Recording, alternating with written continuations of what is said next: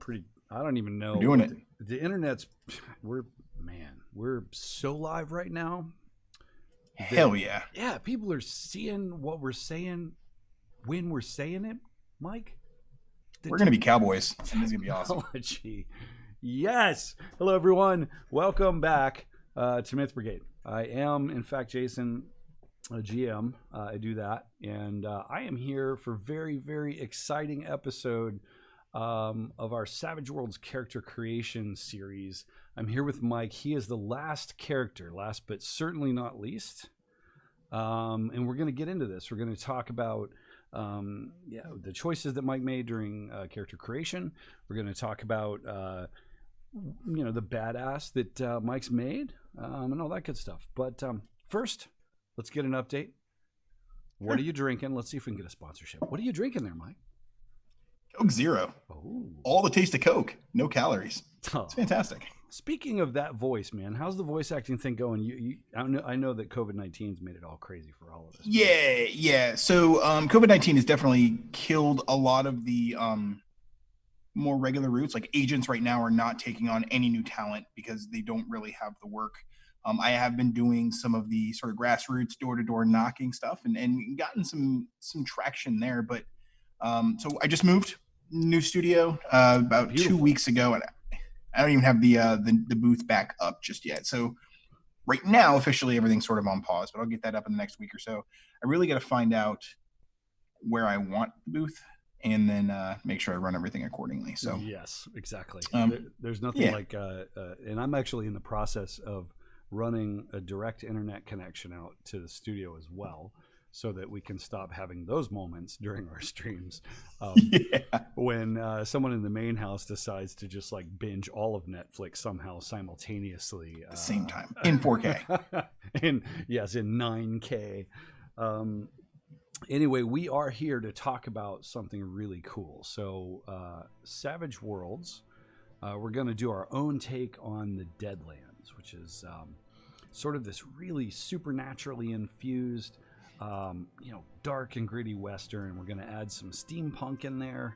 And it's going to be really fucking awesome, I'm pretty sure. So are you ready to talk about first of all, what is your character's name? Let's start there.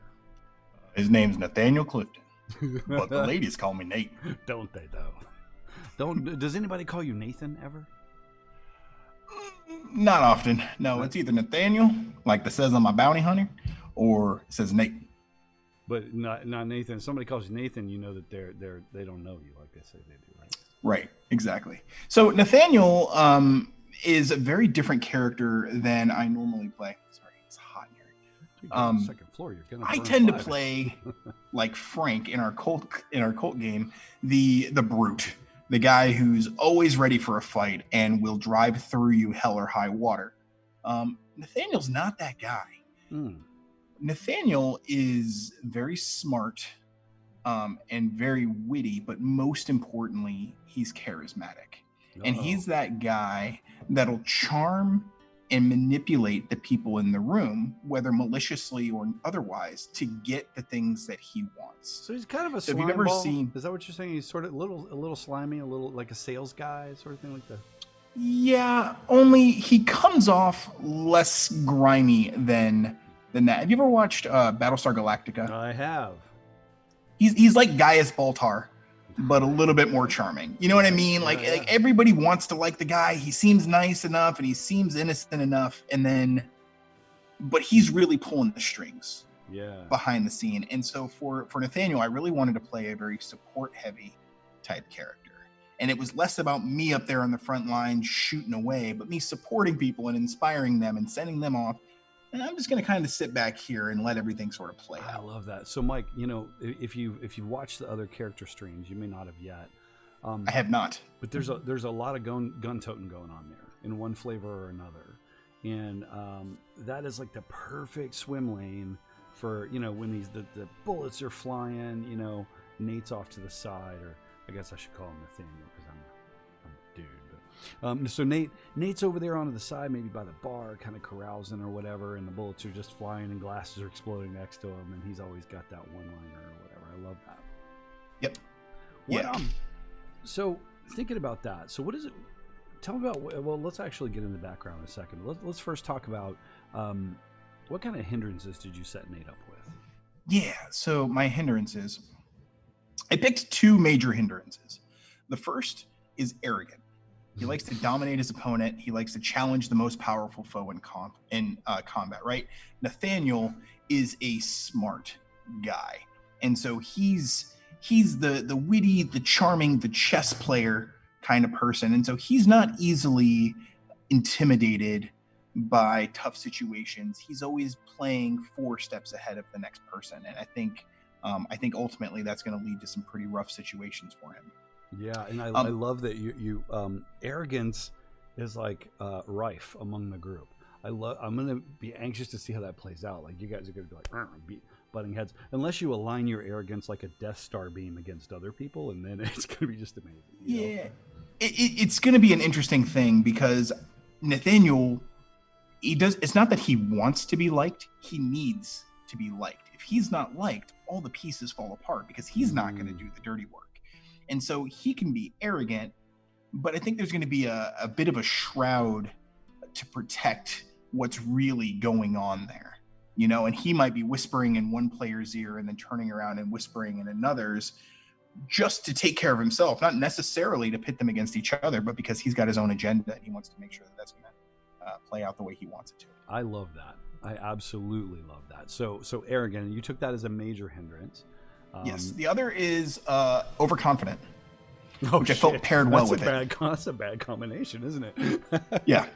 So, like I said, he's tough. He's tackled some really tough problems before, and he's confident that he can handle just about anything if he plays the right cards or doesn't play the right cards and holds things close to his chest. Nice. So, tell me a little bit about how did those things develop, do you figure? I mean, I definitely get the arrogance. And the overconfidence, the sort of things always do tend to go his way. How did those things develop? Like, have you thought about where they came from in his background at all? No, I honestly haven't thought much about his background at all. Though I think a lot of the characters that I drew inspiration from, there's a similar character in Lost in Space, both the original and the remake. Not the old Dr. Smith, because he was just, I'm gonna smack the old Dr. Smith around. I grew up hating old Dr. Smith. New Dr. Smith, I can kind of identify, right? She's made some tough choices.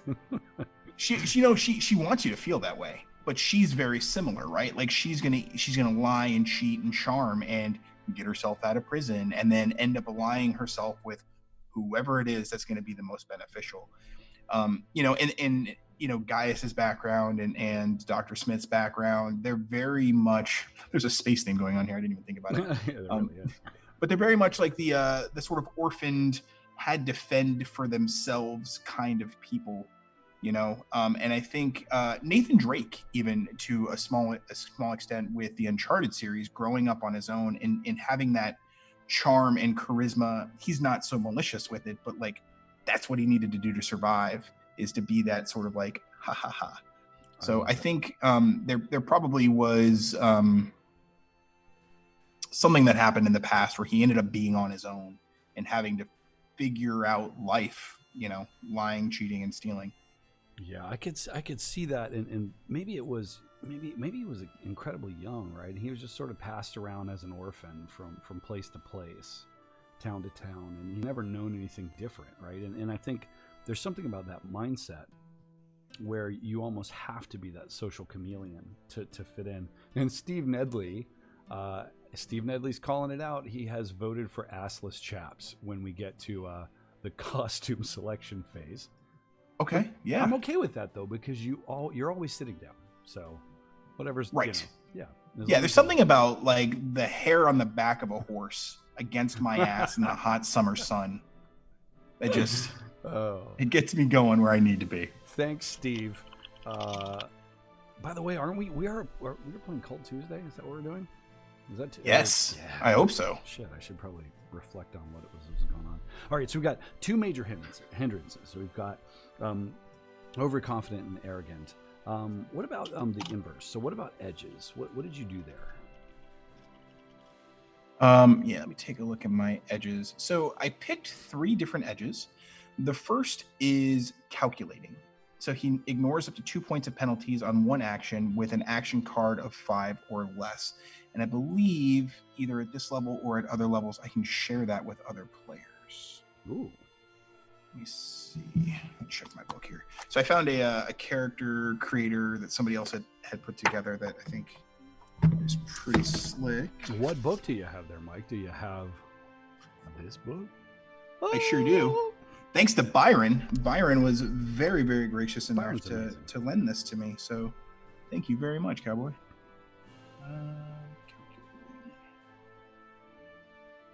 Is not actually in the index. I guess it would be just under edges. Yeah, just under edges. Yeah. Right. And it's going to be under a particular type of edge as well. The way that they organize the book is by sort of category, which always throws me off when you're in the moment. But right. You went to just calculating. There you go. You find it? Yep. So, a few seconds to study your foe's actions gives your hero a major advantage. When his action card is 5 or less, he ignores up to 2 points of penalties on one action that turn, which can include multi-action, cover, range, and even wound penalties. And I think that was a prerequisite to a greater team boosting action that I was looking to accomplish. Which is awesome. So, what was the other one? Thinking about the second one that I picked is command. So +1 to extras spirit rolls and +1 to vigor rolls to recover from shaken in command range. So influencing those sort of, and when you talk about NPCs and extras and things like that, so you're influencing their actions, sort of stepping up as a leader and leveraging your incredible personality to inspire them to greater ends, I suppose. Right, he's the guy that gives the rally call before the charge and convinces these idiots to run headfirst into the bullets while I stay back. And then ducks aside. And that's funny because the characters that have been made, you've got a great group of enforcers that you've kind of weaseled your way into. We'll see in our next episode is going to be about bonds. I think it's like on the 20-something or whatever. But we'll figure out how they all knit together. I think it's going to be important that we really capture this situation. But really, kind of, you got a sharpshooter, and you've got this sort of brutish, not the brightest, gun-toting crazy guy. You've got this gambler guy. Oh, it's gonna be so good! I can't wait. And I have one more, which I thought worked really well with him. It's called Work the Room. So your hero's words don't just inspire those they directed at; they often inspire others as well. Once per turn, you can use Work the Room to roll an additional skill die when supporting with persuasion or performance. The additional die supports any other ally who can see or hear your hero and applies to their next action, whatever it may be. So I can sort of be the hype man and hand out die, which I think will really work in him trying to earn favor from these people. Yeah, I love that. And then, I can see the effect on NPCs too. Like, I don't believe I like the idea of you shooting him in the face. It's just like gathering up behind you as you're just running your mouth. It's good. Yeah.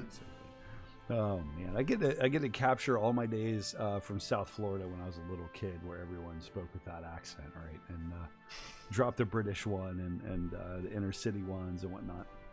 Yeah, it's a good one. What occurs to me though, and I don't know if you run into this in voice acting. So I've got a whole range of voices, but I can only do accents in certain ones. Mm-hmm. So I can't necessarily pull off a good girl country accent. I just come off as sort of like a gruff, high-pitched dude country accent. So I'm trying to practice these things.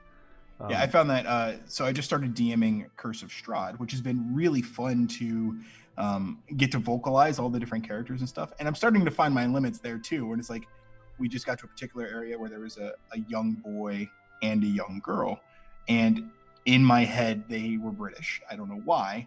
So I started with them being British. And then we got to the part where we had to talk to their parents who have turned into these ghouls. Yeah. So trying to do like this British ghoul, couldn't figure it out. I just sounded like I was choking on marbles. That's awesome. Please tell me when you get to Strahd, because every end encounter of a campaign that lengthy needs a monologue. Please tell me, please please promise me that you will do it in the Count from the Muppets, or the Count from Sesame Street. One PC dead. Two PCs dead. That's not a bad idea. It would be amazing. Especially because it's such a dark campaign. Like the campaign needs some levity from time to time. Yeah, yes, it does, and it's sort of like cult. It's just heavy, right? It's just really heavy. I love it. Small doses. Yes, yes, and then a recovery period afterwards, and some antidepressants or whatever's necessary. Yeah. Nice. So tell me, what kind of skill choices did you make to round out this fast talking hero? If hero is the word. Skills. Where are my skills?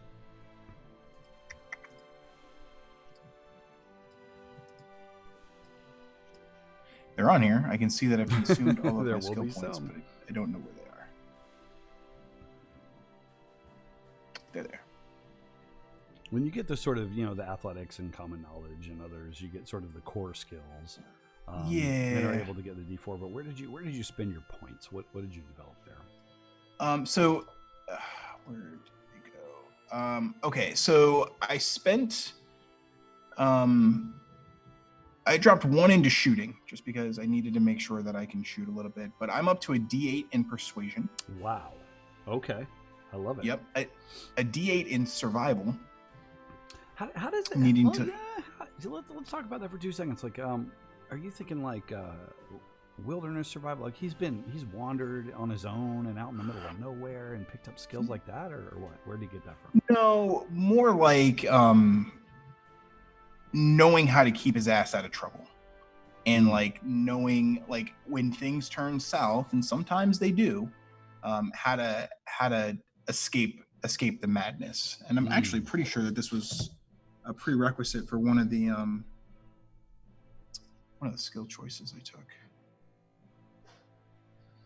I love that the idea that he sort of had to escape once or twice, right? He's kind of hauled ass out in the middle of nowhere into the wilderness and had to kind of live that way and eat rattlesnake on the end of a stick or something fantastic like that. Yeah, no doubt. And I think he's got basic survival skills like that. But if Nathaniel could survive on his own, he would. He can't. He can't. He doesn't have skills in shooting and in hunting and in like surviving. In that sense, his whole survival defense mechanism is to sort of seduce those around him and get them to help take care of him. I love it.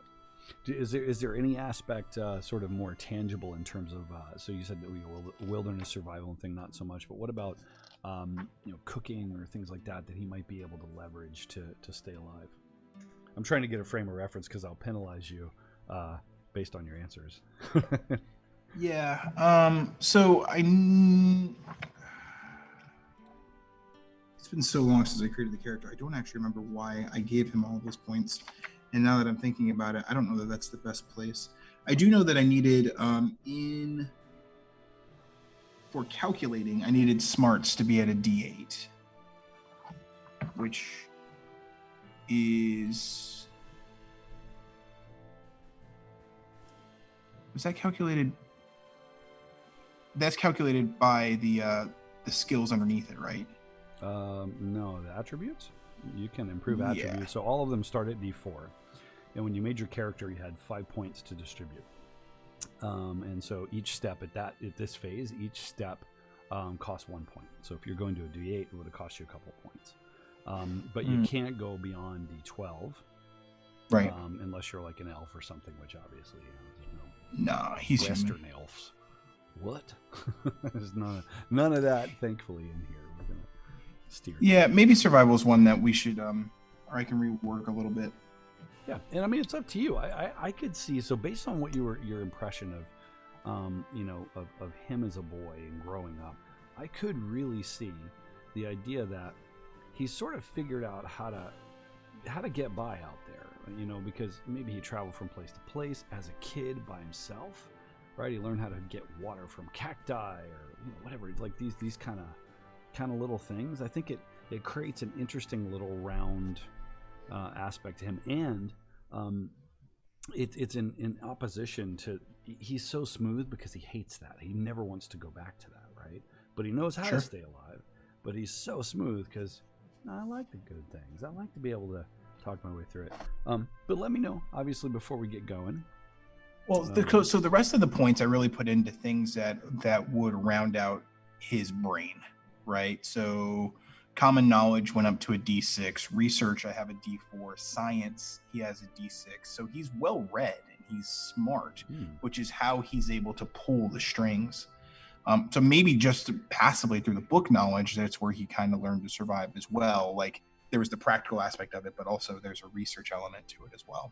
Yeah, maybe at some point too, right? Maybe think of every orphan doesn't necessarily have just a constant horrible story, right? So maybe at some point in his upbringing, there was a ranch hand or something that he really bonded with. He had a huge amount of respect for, and maybe that ranch hand met a terrible end, right? To give him he was bringing him up right and teaching him all the good things. Maybe it was maybe he wasn't shot, but maybe he had a horrific accident, was thrown by a horse and died or something.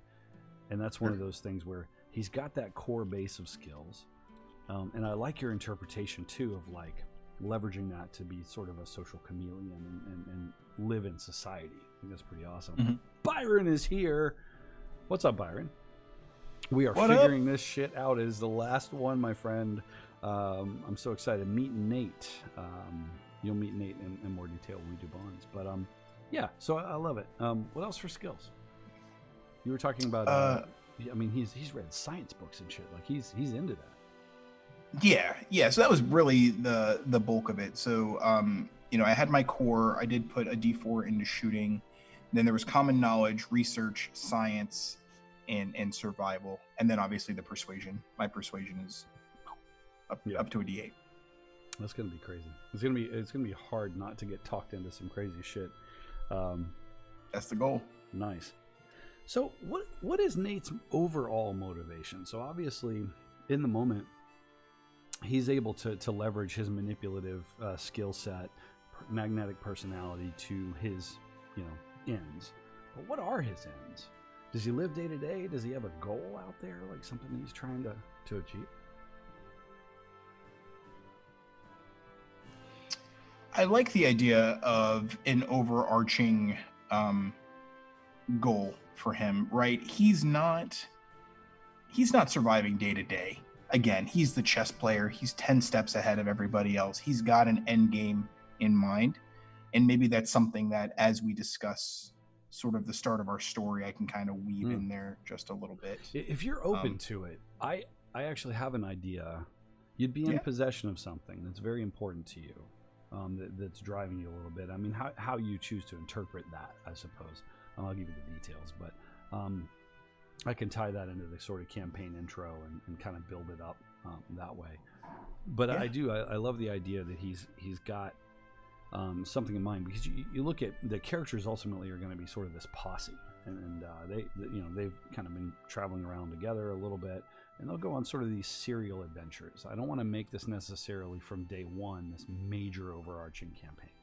There's going to be a campaign world and some underlying things that will tie you in, but I love the idea of it being like a 10-cent novel, right, where it's just these little episodes, lots of bullets flying everywhere, and everybody kind of developing as we go. And then out of that, we'll figure out ways to make a bigger story. It would just be a nice, kind of a refreshing thing for all of us who are like in a huge campaign, like that. So nice. What'd you buy? So what kind of shit does he carry around? What does a smart ass like Mr. Nate carry around?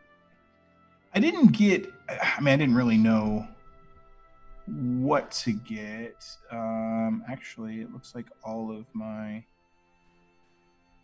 gear did not save. Oh, that's so right now awesome. I have you got $500. 10 feet of rope, nylon rope. Everyone purchases 10 feet of rope. What? So it's a standard. Yeah, and that's that's unfortunate. So yeah, you get up to $500, and if you can find a copy of it, there's Robards. I forget what the shit. I've got a physical copy of it. And Byron is suggesting that you pick up an El Cheapo horse. Sorry, I did find it. It's broken down into different tabs. Okay, that's the thing. There you go. So let's talk about what kind of stuff he's purchased. And for those who, again, there's a book out there. You probably have to find it on eBay now, but it's actually like a catalog, kind of like the old Forgotten Realms catalog that had all the odds and ends in it. But you can pick that up and shop from that as well if you'd like. But yeah, what'd you buy? Real basic stuff. So like I said, I got the rope. I also got a cloth cap, a jacket, and leggings. Nothing too auspicious, but also like he needs to look nice. People like people who look like they're actually well kept. And then just a basic revolver. He's not the guy that's going to be loaded down with weapons. His weapon is much more valuable, and it's in his mind. He doesn't need big swinging guns. I'm gonna spot you because you know what you really need in addition to what you purchased, and I'll let you decide how you got it. But I'm gonna say that you stole it, and maybe it wasn't super nefarious. It was opportunistic. You needed it. Sure. It was your first weapon, and it is a Derringer. It's a little tiny 2-shot, 2 bullets. It's in your boot, just in case you need it. Because this guy needs a Derringer. I'm telling you. And you're going to thank me at some point. You're going to pull that fucking thing out. And yeah. I could just see him in the situation where things are going south, right? And he knows he shouldn't reach for his main gun because the guy's got his eyes on it. But he finds a way to just kind of pull that little fella out and just put... Yeah, he's the guy that's like, hey, friend, I don't know what's going on here. I got lost. Have you seen my horse? Boom! He shoots him out of his belt buckle or something. Han shot first, man. That's so good.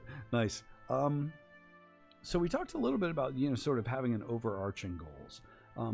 But what would you envision as you think about this character? What would you envision the kinds of things that motivate him day to day? Is he trying to drink? Is he trying to womanize or whatever? Like what's his thing? Nathaniel's not a drinker. Anything that takes the sharp edge off of his mind is something he's just not interested in. And he'll play the part. He'll sit at the table with you with a glass of whiskey, and as you're talking, he's dripping some onto the floor, or he's pouring it over his shoulder, and so you think that he's there. That's that kind of rattlesnake that he can be.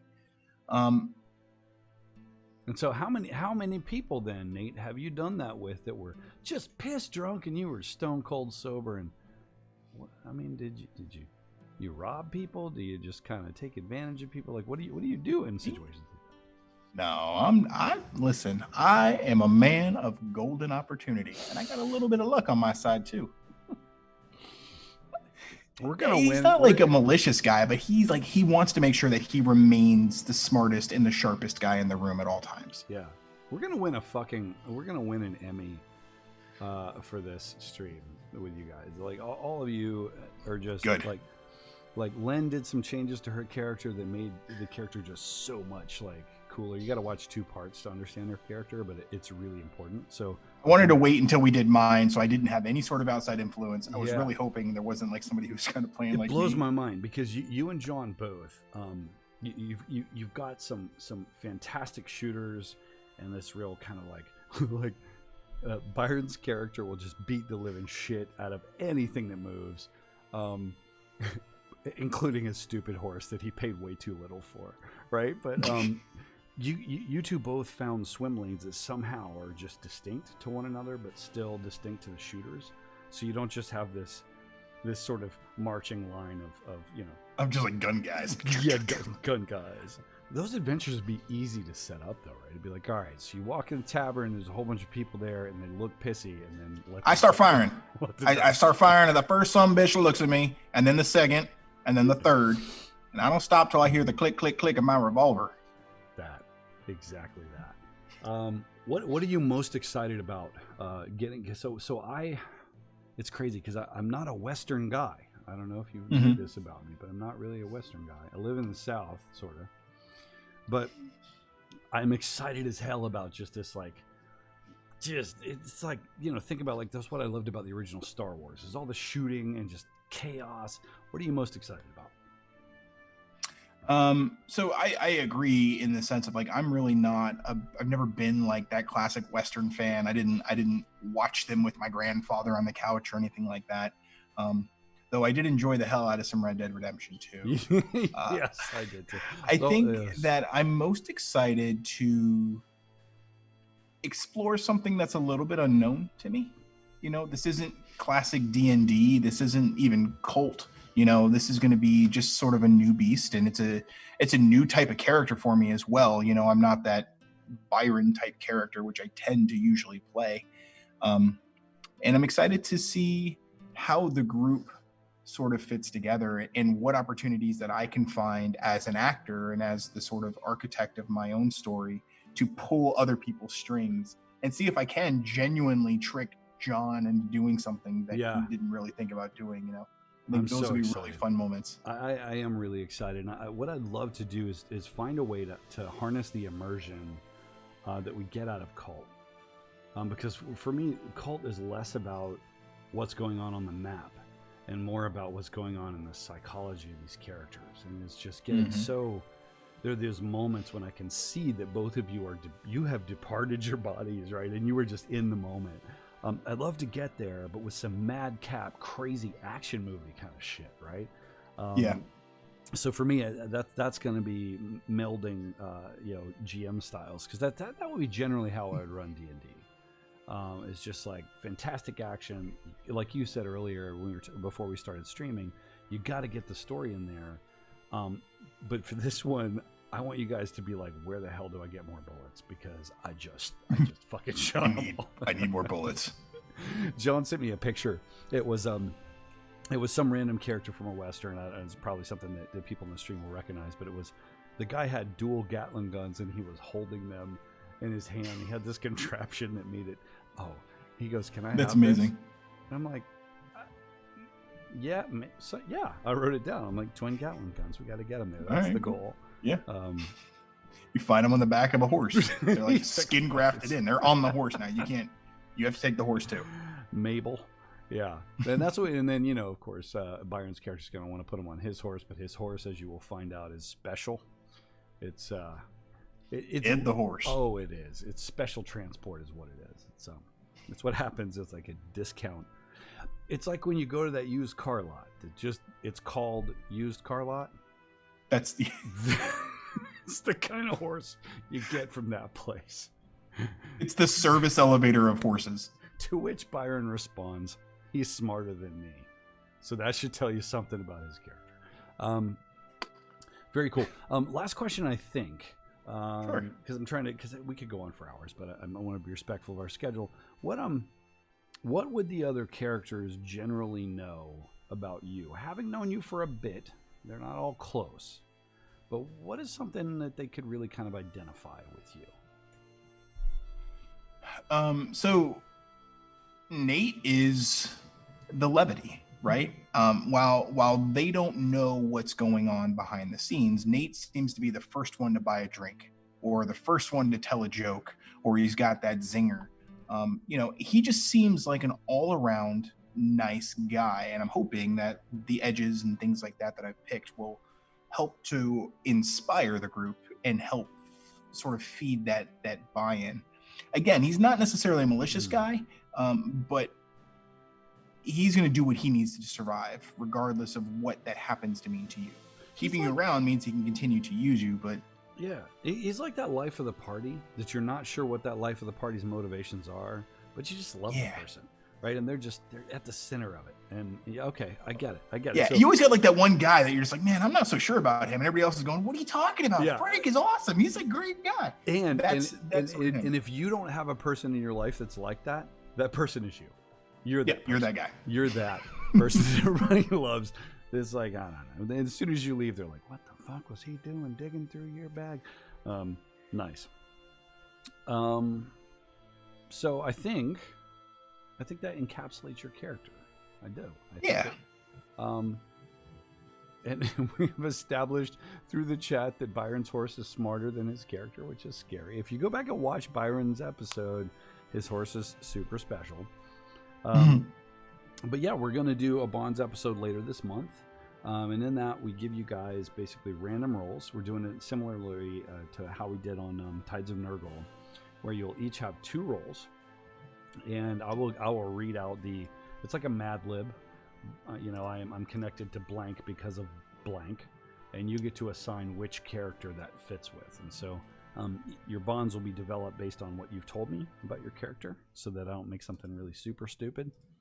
Although Sure. Oswald in Tides of Nurgle did turn out to have wooden teeth, which is sweet. It gave him a bite attack, which is cool. He hasn't used it yet, but he can apply his chompers to attack monsters. Yeah, also get piercing damage from the splinters, Yeah, of course. And then depending on, yeah, exactly. Mike, man, it is always a pleasure. Ladies and gentlemen, thank you for joining. I'm sorry some of you popped in so late. We got 4 people like, oh, shit, like that I missed. But yeah, so watch for the updates. I'll update our stream schedule to reflect what we're doing with Bonds and all the other games. And we will kick this sucker off as soon as we can, very likely the first week or so of August. The bullets will start to fly. Yeah. Any last words, Mike, before I employ the index finger of death here to the stream? Don't forget, we've got Colt on Tuesday night. We're getting close to the end of the story. At least it certainly feels that way. So come check us out. Get scared crazy with the rest of us, and we'll see you there. Mike, so I was thinking, how could I extend it based on the circumstances? You're traveling around with a heroin addict and a deranged priest, and you're wanted for the murder of your family. It's... And you're about to just walk right up to a gateway of hell and ring the doorbell. I can't wait. Bing bong. Yeah, it's going to be awesome. Bring us the priest. Bring us. Maybe there'll be more dancing this time around, right? Like the standing up thing. We will see. Anyway, thanks so much for joining us. I'm Jason. This has been Mike, and we are going to end the stream.